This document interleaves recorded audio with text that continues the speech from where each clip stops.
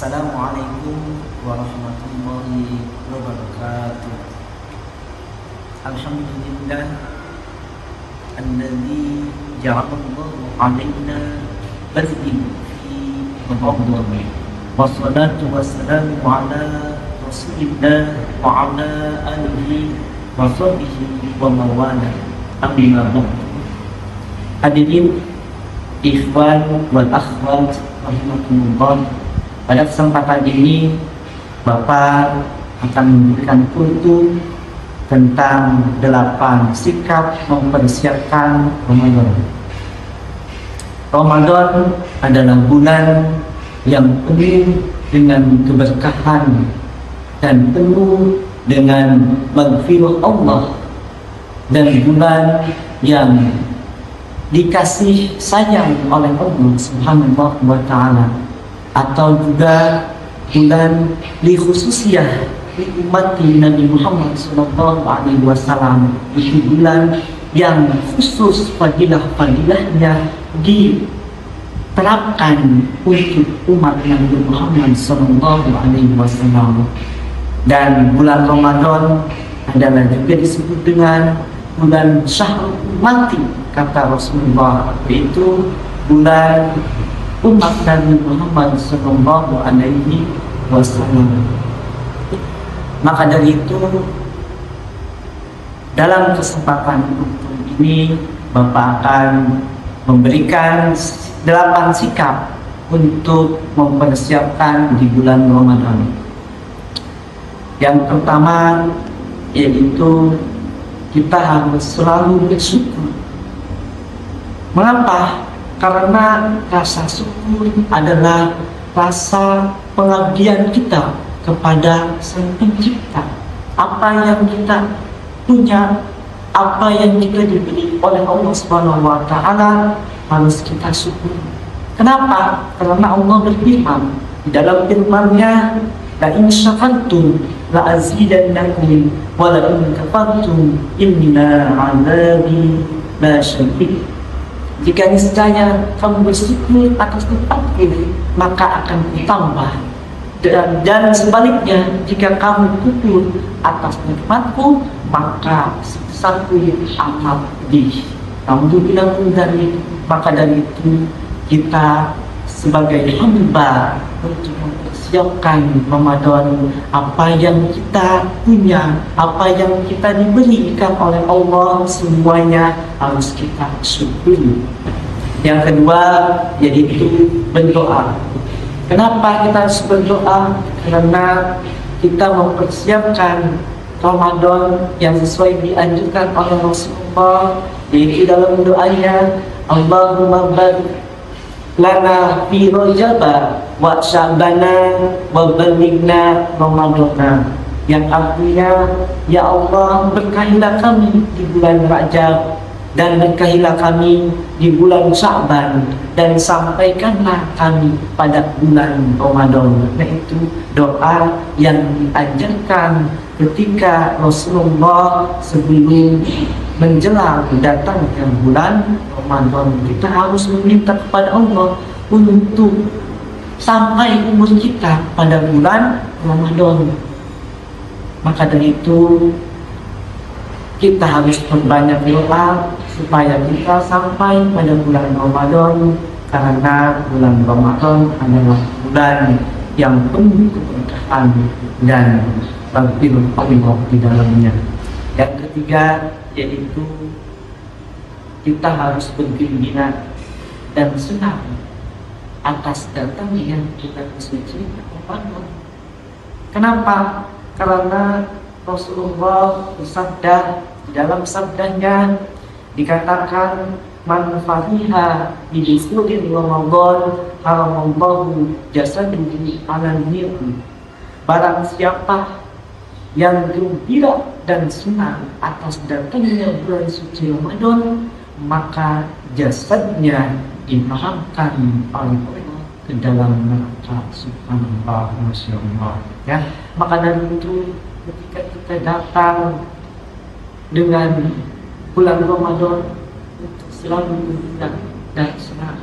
Alangkah bahagianya dan alangkah beruntungnya orang yang ketika datang pada bulan Ramadan mereka senang dengan kedatangannya untuk menyambut pada bulan Ramadan itu untuk beribadah dengan khusyuk dan tentram. Maka dari itu kita harus senang. Yang keempat yaitu kita ziarah. Ziarah, apa itu ziarah? Ziarah itu adalah berkunjung. Untuk apa? Untuk meminta maaf apabila kita ada salah dari keluarga atau kedua orang tua kita mempunyai salah sama orang-orang termasuk kedua orang tua, maka kita untuk berkunjung dan meminta maaf kepada mereka semua, karena kita akan menghadapi bulan suci Ramadan, bulan yang penuh dengan kesucian di dalamnya. Maka dari itu kita apa yang kita lakukan selama bulan kemarin, kita harus meminta maaf segala kesalahan kita. Yang kelima yaitu kita harus meminta sehat dan kuat. Kenapa? Karena dalam Ramadan ada ibadah yang sangat luar biasa, yaitu adalah puasa di bulan suci Ramadan. Maka dari itu kita sebelum menjelang Ramadan di hari-harinya itu diajarkan oleh Allah untuk berdoa dan meminta kesehatan dan kuat dan ketentraman untuk menjalankan ibadah-ibadah yang ada di dalam bulan suci Ramadan, terutama adalah untuk berpuasa di bulan Ramadan itu.